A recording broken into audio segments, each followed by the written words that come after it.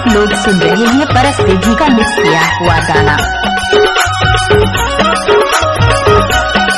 I love you जान। गाँव कसम से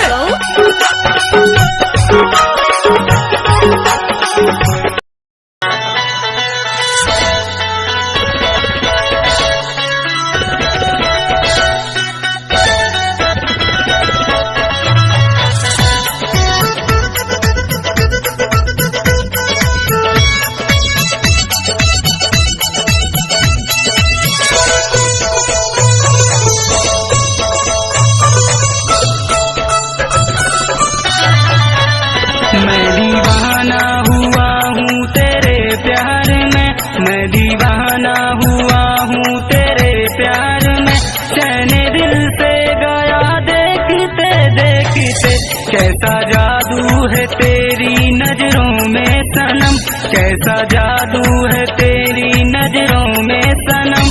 चैन दिल से गया देखते देखते, मैं दीवाना हुआ हूँ तेरे प्यार में।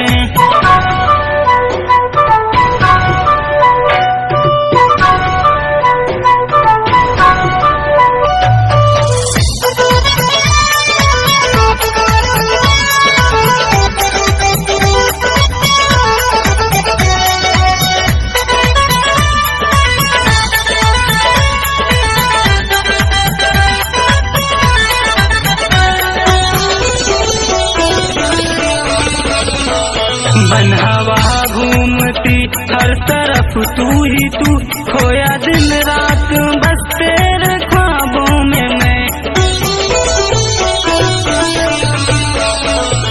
बन हवा घूमती हर तरफ तू ही तू, खोया दिन रात मैं बस तेरे ख्वाब में। बस तेरी याद में आहे भरता हूँ मैं, बस तेरी याद में आहे भरता हूँ मैं। चैन दिल से गया देखते देखते, मैं दीवाना हुआ हूँ तेरे प्यार में।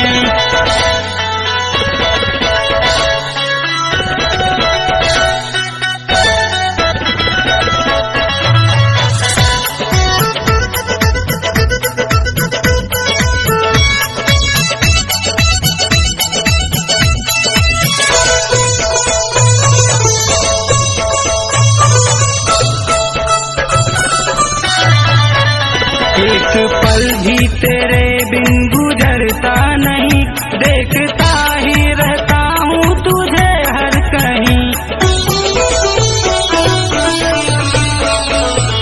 एक पल भी तेरे बिन गुजरता नहीं, देखता ही रहता हूँ तुझे हर कहीं। तेरी तस्वीर अजय के निगाहों में है, तेरी तस्वीर अजय के निगाहों में है।